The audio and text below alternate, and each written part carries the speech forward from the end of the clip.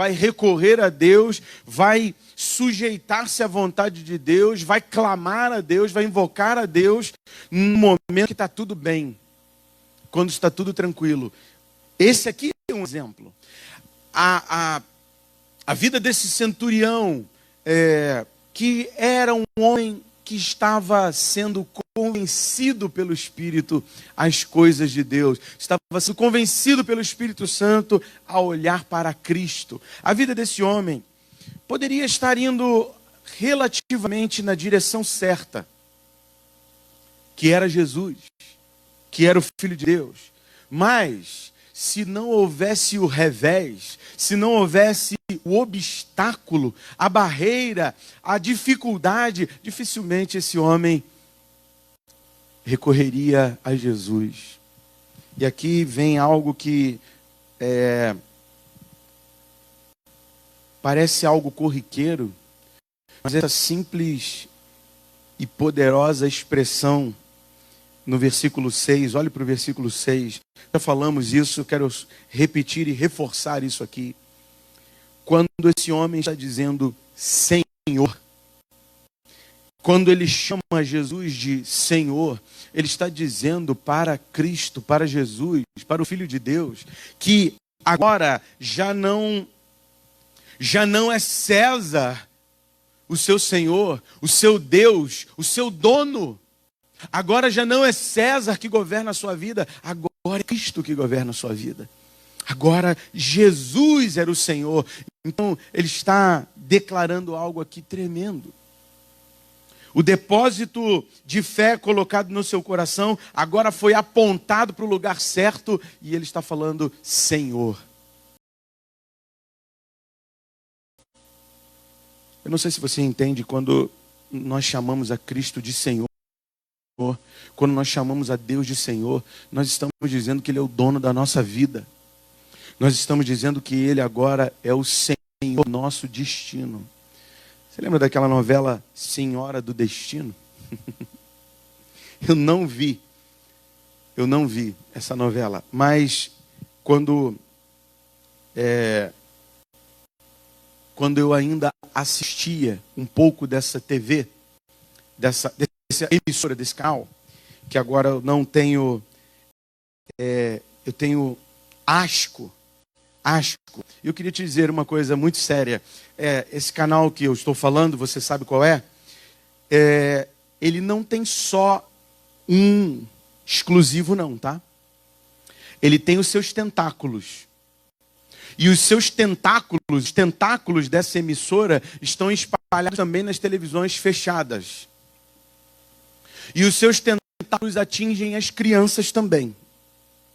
E atingem frontalmente. E os seus tentáculos estão por canais de família, canais de comida, de culinária, canais de padrões de vida, de padrões de conduta, de padrões de vestimentas. Estão em canais de filmes. Os tentáculos dessa emissora estão em todos os lados. E os tentáculos dessa emissora são diabólicos, satânicos e destruidores de família. Destruidores de família. Estão pregando para crianças que tudo é normal. Toda forma de amor é normal. E quando eu passava ainda por esse canal, eu lembro de ver as chamadas, porque agora nem mais as chamadas eu vejo. Aliás, eu quase não tenho visto televisão. Tem outras coisas bem mais interessantes. Se eu quiser perder tempo, que é uma coisa terrível, mas infelizmente nós praticamos isso, e eu quero me abster cada vez mais disso. Mas eu prefiro que tenha algo que me eleve, pelo menos o conteúdo me eleve. Então, eu tenho outras fontes, e aliás, nós temos disponíveis outras fontes. Se você tiver critérios espirituais na sua vida, você vai achar essas fontes. Eu não preciso ficar dizendo ela aqui para você, porque se você tiver no mínimo de critério na sua vida, você vai achar essas fontes. São bem melhores. Mas aí eu lembro dessa novela Senhora do Destino. Quando você é senhor do seu próprio destino, ou melhor, quando você pensa ser senhor do seu próprio destino, você já está vivendo uma vida sem fé. Quando você pensa que pode decidir o seu destino, você já está vivendo uma vida sem fé. Porque a palavra de Deus, no livro de Filipenses, diz que todo joelho se dobrará e toda língua confessará que Jesus Cristo é o Senhor, para a glória de Deus o Pai. Então toda pessoa que rejeitou Jesus, que negou Jesus, que ignorou Jesus, que rejeitou a face do Filho de Deus e pensa ser senhor do seu próprio destino, senhora do seu próprio destino, essa pessoa está vivendo uma ilusão, porque, querendo ou não, Cristo é o Senhor da história, Cristo é o Senhor do tempo, Cristo é o Senhor da sua vida, Cristo é o Senhor da vida daquele que é justificado pela fé e Cristo é o Senhor da vida daquele que está condenado sem Cristo e rejeitando a Cristo. Ele continua sendo o Senhor. Para os que renderam-se a Ele, Ele será o Senhor Salvador. Para os que rejeitarem a Ele, Ele será o Senhor Vingador. Para aqueles que rejeitaram o seu sangue, Ele será o Vingador. Ele não mais será o Salvador. Nós ainda estamos dentro do período chamado milênio, entre a primeira e a segunda vinda de Cristo. Estamos vivendo ainda debaixo dos tempos de salvação. Estamos em tempos de graça. Tempos em que a nossa vida, a sua vida e a vida daqueles que estão perdidos na sua casa, ainda há chance. Mas quando as portas se fecharem, não haverá mais chance alguma. Voltemos aqui para a questão da fé. Nós falamos sobre Abraão. Temos como um foco aqui Abraão, apesar de estarmos falando sobre esse centurião aqui. Mas falamos sobre Abraão e sobre os reveses na vida de Abraão. Por que Abraão é chamado de o pai da fé? Recebe esse título de pai da fé. E nós vimos que o título é dado simplesmente porque ele não podia ter filhos. Ele não podia ter filhos, Sara não podia ter filhos. E por causa disso, por causa desse obstáculo, por causa dessa barreira, por causa desse problema, Abraão se tornou o pai da fé. Por conta própria, ele expressou fé por si mesmo? Não, ele não expressou fé por si mesmo. Ele precisou ser exortado por Deus. Da mesma forma, Sara precisou ser exortada por Deus. Eles precisaram ser confrontados para só então aumentarem sua fé e entenderem que era Deus que faria tudo acontecer. Deus faria tudo acontecer. Como nós lemos lá no Salmo 118. É o Senhor que me deu vitórias sobre o inimigo. É o Senhor quem fez tombar o adversário. É o Senhor quem me fortaleceu para vencer as barreiras, para vencer os obstáculos. Obstáculos são sempre alavancas de fé na nossa vida. Tudo aquilo que te confronta é uma alavanca de fé na sua vida. Agora resta saber se você está disposto, diante do obstáculo, a se render ou a avançar, a retroceder ou a prosseguir. E a palavra de Deus lá em Hebreus, o autor aos Hebreus diz que nós não somos dos que retrocedem. Aqueles que estão em Cristo não podem retroceder. Não é à toa que aquele homem que recebeu um talento e enterrou o talento, que retrocede na fé, até o que ele tinha lhe foi tirado. Porque ele retrocedeu diante das dificuldades, diante dos revés, diante das barreiras, diante dos obstáculos. Precisamos continuar olhando para o autor e consumador da nossa fé. Nós lemos aqui, o diácono Daniel leu há uns domingos atrás, eu gostaria de ler, porque é muito precioso. Nós vamos ler alguns textos hoje. Vá comigo, por favor, lá em Efésios capítulo 4. Efésios capítulo 4.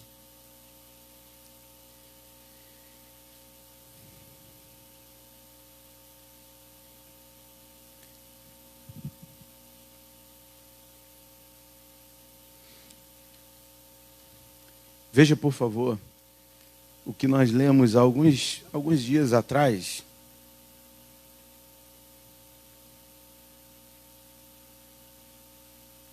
Deixa eu ver se eu acertei. Eu acho que... Acertei? Não, eu errei. Por que você não me falou? Romanos, capítulo 4. Quase acertei. Quase acertei lá na China. Romanos, capítulo 4. Romanos, capítulo 4 está falando sobre fé. O apóstolo Paulo está falando aqui em Romanos sobre barreiras, dificuldades. Veja comigo, por favor, o que nós lemos. O versículo 18. Romanos 4, 18. Você pode ler junto comigo? Romanos 4, 18. Abraão, esperando contra a esperança, creu para vir a ser pai de muitas nações, segundo lhe fora dito, assim será a tua descendência. Esperando contra a esperança significa que Abraão não foi movido pela barreira. Abraão não foi movido pela dificuldade. Apesar de que nós sabemos que na caminhada tropeçou, na caminhada falhou, como todos nós falhamos. E muitas vezes Abraão também falhou. Mas ainda assim confiando em Deus nos tempos avançados da sua vida, aos 100 anos de idade, sua esposa aos 90 anos de idade, Abraão ainda manifestou lampejos de fé. E por conta disso, ele, apesar de não haver esperança humanamente falando, creu contra a esperança. Ou seja, a barreira está diante de nós, sempre para que nos projetemos diante dela. Sigamos, prossigamos, continuemos. A barreira não pode paralisar, a barreira não pode nos estagnar em fé. Precisamos continuar com os olhos fitos no alto, no Senhor, aquele que nos projeta acima das barreiras, que nos projeta acima das dificuldades. E são poucas dificuldades? Não. Veja a vida de Abraão. Agora eu queria que você pensasse um pouquinho na vida de Abraão. Pense um pouquinho na vida dele. São muitos e muitos anos, muitas e muitas décadas, diante de uma promessa, muitas e muitas décadas, quase uma vida inteira. E a promessa só chegou nos últimos dias da sua vida. Imagina você viver assim. Imagina você viver e passar a vida inteira como uma vida fugaz. Uma vida fugaz é uma vida que parece não ter sentido. Abraão é chamado, sai da tua tenda, da tua parentela, e vai para o lugar onde te mostrarei. E ali será numerosa a tua descendência, mais numerosa do que a areia do mar e do que as estrelas do céu. Essa foi a palavra de Deus para Abraão. Agora você imagina, década após década e nada acontecia. Ano após ano. Entra na fase adulta, emenda na velhice, a primeira velhice, e agora Abraão está na fase chamada decrépita. A fase decrépita é a velhice mais profunda, a idade mais avançada, a idade onde não se tem mais esperança. Por isso que Paulo diz que Abraão esperou contra a esperança. Onde não se tem mais esperança de nada. Agora imagina você viver essa vida. Muitos de nós não estamos vivendo uma vida assim. Muitos de nós já passamos a vida e experimentamos coisas tão boas da parte de Deus. Tivemos experiências tão maravilhosas com Deus. Passamos a vida e ao longo da vida nós vimos a mão de Deus muitas vezes atuando na nossa vida. Sim, Abraão viu a mão de Deus, mas a promessa que estava direcionada para ele, ele não estava vendo. A descendência volumosa ele não viu. Na melhor fase da sua vida, no maior vigor da sua existência, ele não viu nada disso acontecendo. Agora você imagina, há muitas pessoas que não estão nem perto da idade de Abraão e já perderam o vigor. As jovenzinhos, adolescentes, cansados, fatigados. Fatigados com o quê? Cansados com o quê? Pode ser que estejam cansados do pecado, cansados de buscar onde não é pão, onde não há alimento. Buscar nas mídias, buscar... Você sabia que essas mídias que são feitas, sabia que esses aplicativos que são produzidos hoje, os fabricantes dos aplicativos não permitem que seus filhos os utilizem? Sabia disso? O fabricante dos aplicativos que mais prendem as pessoas, eles não permitem que seus filhos utilizem aplicativos. Aliás, alguns não permitem que seus filhos utilizem nem mesmo os aparelhos. Porque eles sabem que esses aparelhos são verdadeiros bloqueios mentais, verdadeiros idiotizadores de mentes. Não é à toa que temos mulheres adultas idiotizadas. Homens adultos idiotizados. Homens adultos que estão produzindo conteúdo para essas mídias, ou seja, sendo verdadeiros marionetes, fantoches dessas mídias, como crianças. Porque é exatamente o que os aplicativos têm a função de exercer, fazer com que sejamos como crianças. E o apóstolo Paulo disse que quando nós éramos meninos, falávamos como meninos, pensávamos como meninos. Quando passamos a ser homens, deixamos as coisas de menino. Se nós não deixamos, tem alguma coisa errada. Muito errada.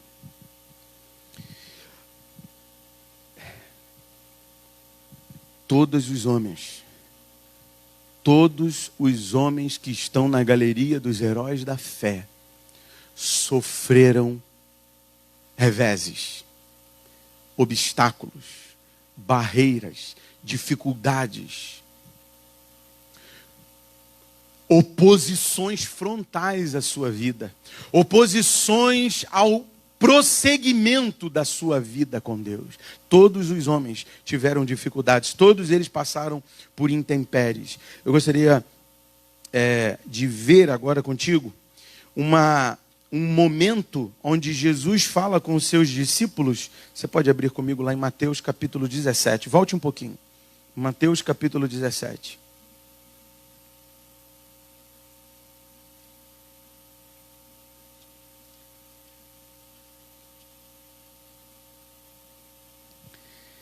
Mateus capítulo 17, versículo 14.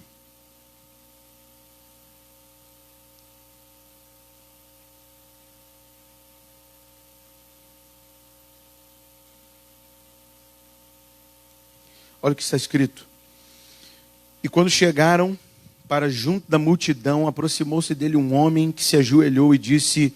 Qual a primeira palavra, por favor? Senhor. Olha aqui. Você percebeu isso aqui? Você percebeu que o texto do centurião, daquele homem que era servo de César, escravo de César, filho de César, que considerava César o seu senhor, o seu cúrios, o seu dono, ele chama Jesus de Senhor, e agora neste momento, um homem, um judeu, um homem que faz parte do povo de Deus, chama Jesus de Senhor. E se você pensa que essa expressão aqui tem pouca influência, ela tem absoluta e total influência.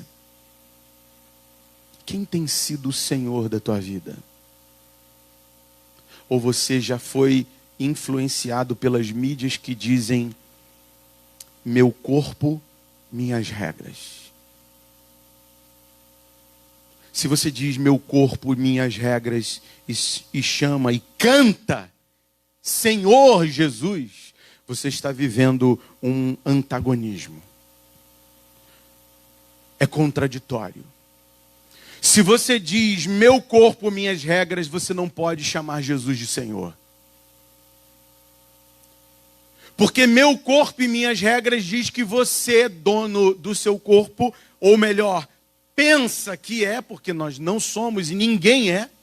O dono de tudo é o Senhor Deus, o dono dos incrédulos é o Senhor Deus, o dono dos homossexuais é o Senhor Deus, o dono dos feiticeiros é o Senhor Deus, o dono dos adúlteros, dos homens perdidos e que rejeitam a Jesus, o dono deles é o Senhor. Querendo ou não, é o Senhor. Querendo ou não, todo joelho se dobrará diante do Senhor. Querendo ou não.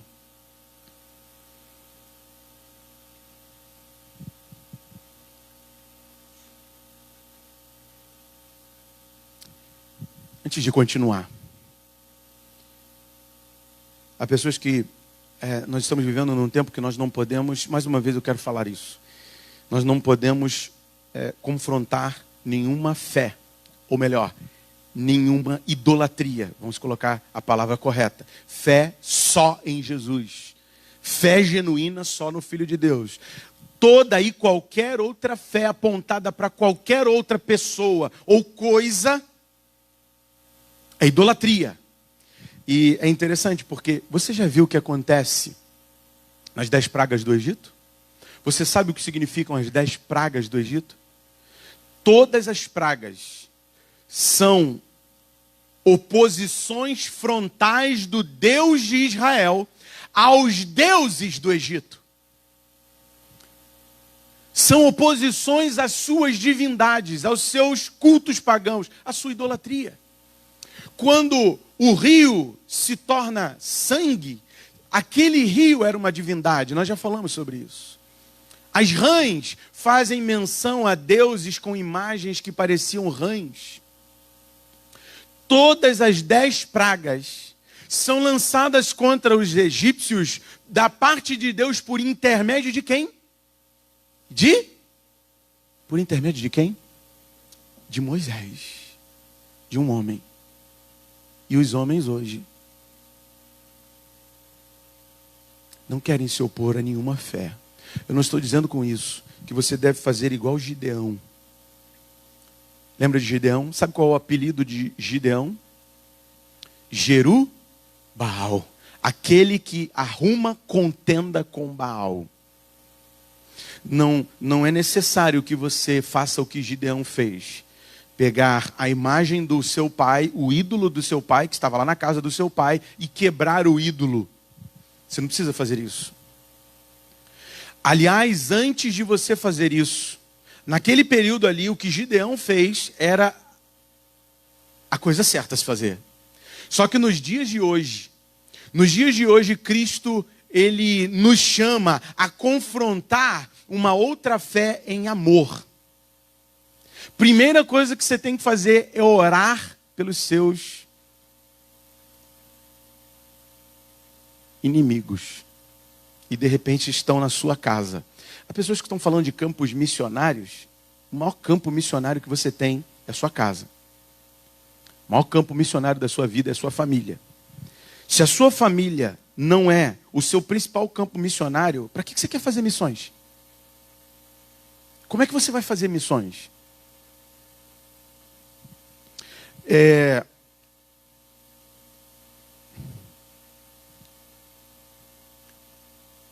Jeru-Baal quebrou o ídolo do seu pai. Como nós quebramos os ídolos dos nossos pais? Orando por eles. Clamando a Deus por eles. Pedindo a Deus por eles. Não, a nossa luta não é contra eles. A nossa luta é contra o que os prende àquela idolatria. O que os prende àquela idolatria. O seu procedimento diante de Deus já é uma oposição.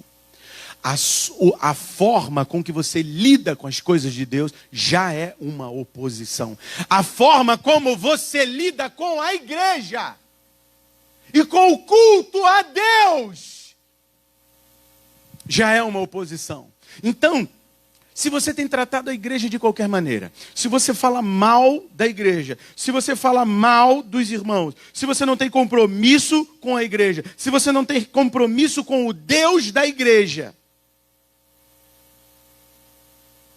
não queira que pessoas que você ama e que estão dentro da idolatria se convertam. Não queira. Às vezes é necessário ouvir isso. Se não há da nossa parte fidelidade a Deus, compromisso com Deus, apego com Deus, zelo pela casa de Deus. Quem falou isso não é o pastor Tiago, não foi nenhum apóstolo. Quem falou isso foi Cristo Jesus. O zelo da casa de Deus precisa nos consumir. Jesus amava a casa de Deus. Jesus servia na casa de Deus. Jesus olhava quem servia. Jesus expulsava quem se aproveitava da casa. E Jesus declarou que a casa do Pai é casa de contrição, de oração, de quebrantamento. Volte aqui para o texto, por favor. O homem diz... Um homem que se ajoelhou disse: Senhor, compadece de meu filho, porque é lunático e sofre muito. Olha aqui. Olha o que está acontecendo aqui. Nós vimos primeiro um centurião vivendo uma oposição dentro da sua casa por parte de um servo que está padecendo horrivelmente paralítico. Ou seja, uma alavanca de fé. Porque o obstáculo é o gatilho da fé. E aqui um judeu se dobra diante de Jesus, chama Jesus de Senhor, e agora não é um servo. Agora é o seu próprio filho, um lunático. Sofre muito. Muitas vezes cai no fogo e outras muitas na água. Apresentei-o a teus discípulos, mas eles não puderam curá-lo. Jesus exclamou. O que Jesus exclamou? Ó geração, leia comigo. Ó geração incrédula e perversa, até quando estarei convosco? Até quando vos sofrerei? Trazei-me aqui o menino. Agora acompanhe com seus olhos. E Jesus repreendeu o demônio, e este saiu do menino. E desde aquela hora ficou o menino curado. Então os discípulos, aproximando-se de Jesus, perguntaram em particular: por que motivo não podemos nós expulsá-lo? E ele lhe respondeu: por causa da pequenez da vossa fé. Por causa da pequenez da vossa fé. Pois em verdade vos digo que se tiverdes fé como um grão de mostarda, direis a este monte: passa daqui para acolá, e ele passará.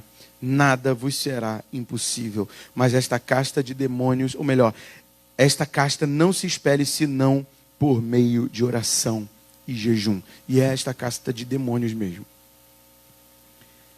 Aqui, Mateus faz questão de trazer à tona a incredulidade dos discípulos. A falta de fé dos discípulos, de pessoas que andavam com Jesus, de pessoas que seguiam Jesus, de pessoas como nós, que conhecemos Jesus, que ouvimos sua voz, que ouvimos a sua palavra, e muitas vezes não temos fé. Nos conformamos com as situações da vida, nos conformamos em viver uma vida medíocre sem fé. Fé é produzida por intermédio de oração. Fé é produzida por intermédio de comunhão com Deus, íntima e particular. Não é só na igreja, no culto público. Não é como os antigos católicos apostólicos romanos viviam. Eu sou católico não praticante. Hoje, por incrível que pareça, chegamos à deplorável situação de crentes não praticantes. Crentes nominais. Crentes de nome. Isso não é de hoje, não. Olha aqui. Crentes de nome. Uma geração incrédula e perversa. Crente só de nome. Você diz que é crente, você fala que é crente. Às vezes você demonstra alguma coisa de crente, mas você não vive como crente. Não se quebranta. Não faz jejum. Jejum de si mesmo. Não se abstém de alimentos por um tempo para buscar a Deus. Eu preciso marcar jejum contigo? Jesus precisou marcar jejum aqui? Jesus falava, faça jejum, faça aquilo pelo jeito não. Não é verdade? Porque senão, de repente, eles até estariam fazendo jejum. Jesus não está, e ele não falava, não, faça agora jejum, faça agora jejum. Não, ele não ficava fazendo isso o tempo todo. Isso tem que partir de... Faz assim, ó. De mim. Intimidade parte de mim. Ontem foi dia dos namorados. Quando você estava lá apaixonado pela sua namorada, você não buscava ela? Você não ligava para ela? Você não mandava cartas para ela? Presentes para ela? Queria estar com ela o tempo todo. Eu queria. O tempo todo, ainda quero, com a minha namorada que está aqui.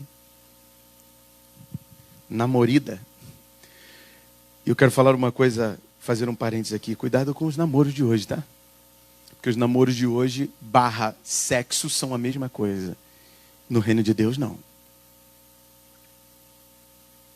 No reino de Deus continua sendo castidade ao Senhor. Continua sendo castidade ao Senhor. Na verdade, namoro nem existe na Bíblia. O que existe na Bíblia é noivado e casamento. E o noivado, você acha que os jovens ficavam perto um do outro? Não. O noivado era, um era prometido à outra, a outra era prometido a ele. As famílias faziam a união dos filhos em casamento. Não eram os filhos que decidiam. É interessante isso, né? Porque não eram nem os jovens que decidiam o namorado ou a namorada. Quem decidiam eram os pais. Hoje, sabe quem está decidindo as coisas na nossa casa? O cachorro. O cachorro decide qual ração ele quer. O cachorro decide onde ele vai dormir. O cachorro decide qual perfume ele vai usar. O cachorro. Olha que inversão de valores, não é, meu irmão? Hoje a criança decide tudo que ela vai fazer. Antigamente, os pais decidiam com quem você ia casar. Hoje, se um pai faz isso, a gente vai chamar esse pai de fascista, machista. Né? Totalitário, louco. E não tinha problema nenhum. Nos tempos de Deus, os casamentos funcionavam. O casamento era uma ordem obedecida ao santo estado do matrimônio. Amor você só vai conhecer dentro do casamento, porque jovens que namoram não sabem o que é amor, sabem o que é se gostar, sabem o que é atração física. Amor não é sentimento não, meu irmão. Amor é uma ordem de Deus. Na fartura ou na escassez. Na saúde ou na doença. Na riqueza, na pobreza. Até que a morte os separe. Isso é amor. Se você não entrou dentro desse processo, você não sabe o que é amor. Querido jovem. Eu também não sabia não, pode ficar tranquilo, tá? Ninguém que está namorando, ninguém que namorou sabia o que era amor. Só aprendeu dentro do casamento. Se é que aprendeu, né? Às vezes eu fico até pensando nisso. Se é que aprendeu. Eu vou fazer mais um parênteses aqui. Estamos falando de idolatria. E nos dias de hoje, as festinhas juninas estão aí. Eu estava pensando, esses dias, que como eu errei. Eu ainda erro, mas hoje eu erro um pouco menos.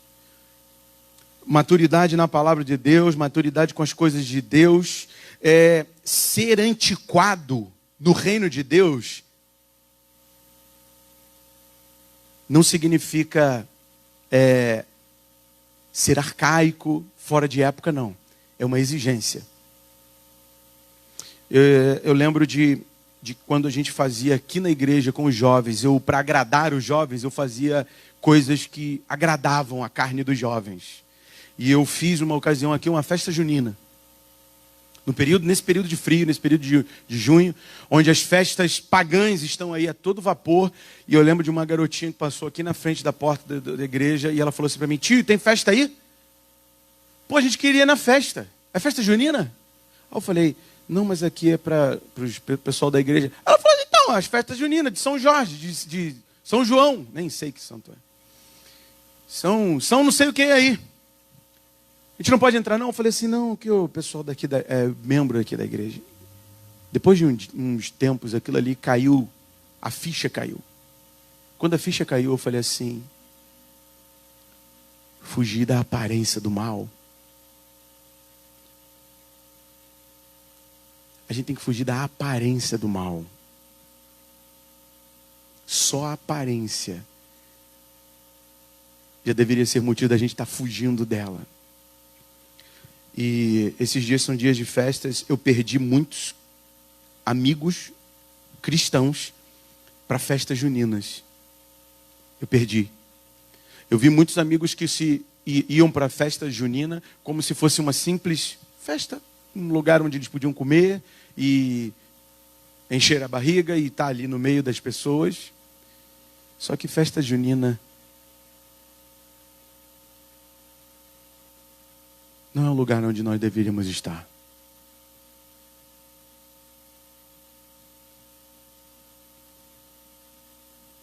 Em hipótese alguma. Eu não sou devoto dos santos que são celebrados na festa junina. Eu não quero ser um idólatra.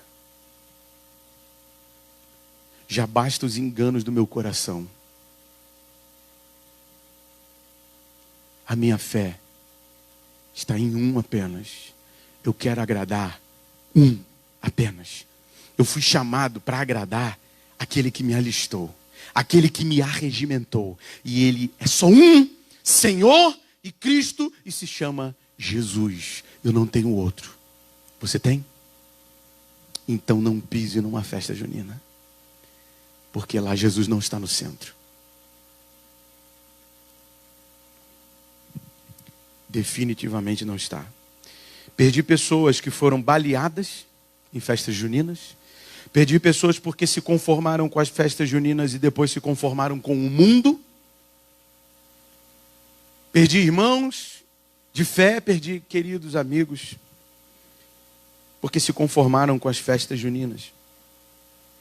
Eu vi até famílias se romperem em festas juninas. Casais que iam para as festas juninas pensando que era um lugar agradável, aconchegante, e passaram a beber quentão na festa junina. E do quentão para frente a coisa só ficou mais quente. Até rimou, né? Mas é isso aí. Meus irmãos, eu vou encerrar por aqui, que senão... Mas eu paro aqui dizendo o seguinte: Jesus, aqui em Mateus, ele apontou para a incredulidade dos discípulos, a incredulidade desses homens que deviam estar firmes na fé, preparados para esse revés aqui, mas não estavam preparados, porque não buscavam a Deus. Mas diante desse quadro, foram incomodados e chacoalhados na fé, porque nossa fé só vai aumentar quando nós formos chacoalhados e sairmos da inércia, do conformismo, de uma vida fraca, frouxa, medíocre com Deus. Nós só vamos sair da fé pequena, da pequenez da nossa fé, quando Cristo olhar para nós, quando Cristo apontar o dedo santo para o nosso rosto e dizer assim: homem de pequena fé, raquítico na fé, incrédulo, perverso. Até quando vos sofrerei? Nós só crescemos na fé quando nós recebemos essas oposições. Da mesma maneira, Abraão e Sara, quando foram frontalmente, receberam a oposição por parte do céu, dizendo: vocês riram, vocês não creram, vocês são incrédulos. Mas Deus vai fazer e vocês vão ver. E não vai ser porque vocês são poderosos, mas porque Deus é poderoso. É só assim que a gente cresce. É só quando somos confrontados. É só quando há um obstáculo. É só quando uma barreira se levanta diante de nossos olhos. Ao ponto de ouvir de Cristo. Imagina a gente ouvir de Cristo. A fé de vocês é menor que um grão de mostarda. A nossa fé é menor que um grão de mostarda. Porque se nós não conseguimos expelir esse demônio. E o interessante é que esses homens vieram de um momento extravagante. Vieram da transfiguração. Viram Jesus se transfigurar diante dos seus olhos. Viram Moisés e Elias aparecendo diante deles. Pedro, Tiago e João. Como está escrito no primeiro versículo do capítulo 17. Esses homens, Pedro, Tiago e João, viram Cristo ser adorado, viram Cristo ali transfigurado em glória, viram a glória do Filho de Deus e ainda assim não conseguiram expulsar um demônio. Por quê? Porque não adianta você ir para culto, não adianta você participar de seminários de louvor, de congressos de adoração e de todos esses mecanismos que não são ruins, são até bons. Não adianta nada disso, porque tudo isso são feitos publicamente. O que Deus está olhando não é o que você faz em público, é o que você faz em secreto. Eles viram a Cristo transfigurado e não expulsaram o demônio e não tinham fé nem do tamanho de um grão de mostarda, que é a menor semente que tem, da menor hortaliça que tem. Ou melhor, é a menor semente que tem que promove a maior das hortaliças, né? É intimidade particular de oração e jejum que você tem que ter no teu coração, porque você ama a Deus, porque você quer estar com Ele, porque você ama entregar a sua vida a Ele. Se não tiver isso,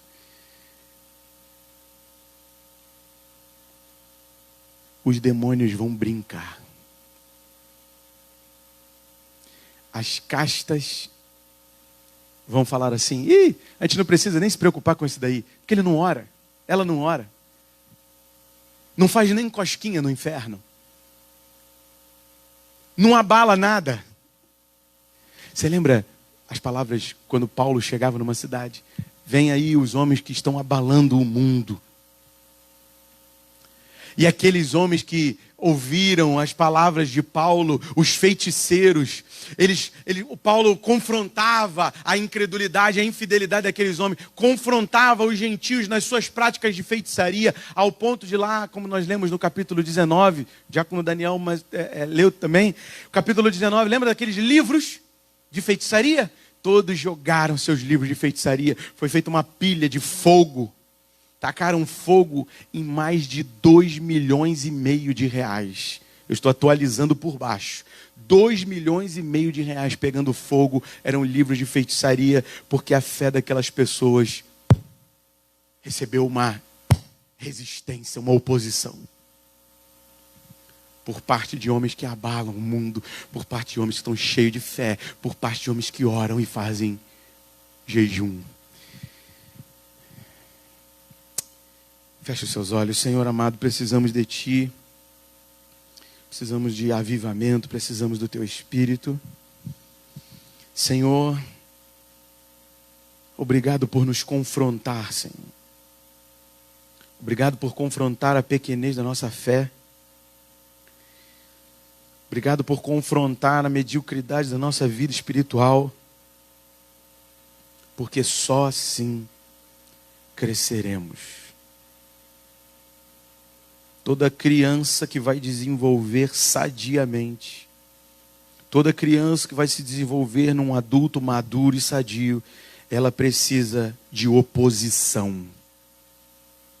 Ela precisa ser confrontada pelos seus pais, muitas vezes ela precisará ser açoitada até mesmo pelos seus pais, e aquele que retém a vara da criança, está escrito em Provérbios, está formando delinquentes,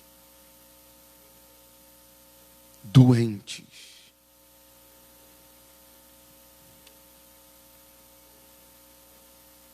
Livra-nos, ó Deus, de nosso próprio auto-engano. Livra-nos, ó Pai, de uma fé morta. Livra-nos, ó Deus,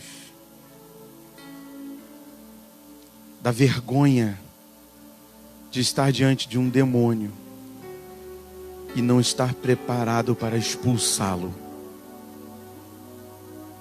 Livra-nos, ó Deus, da vergonha de viver mornidão, provocar náuseas em Deus, ao ponto de quase vomitar-nos. Tem misericórdia de nós, da pequenez da nossa fé, da nossa incredulidade e perversidade, fazendo Jesus sofrer, fazendo Jesus se envergonhar por nossa causa. Ajuda-nos, ó Deus, ajuda-nos, ó Pai.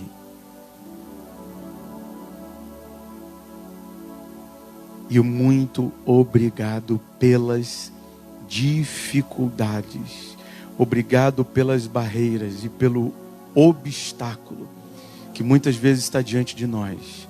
E são exatamente estes obstáculos, os gatilhos da fé, as alavancas da esperança. Ajuda-nos a viver contra a esperança. Em o nome de Jesus. Amém, Senhor. Amém.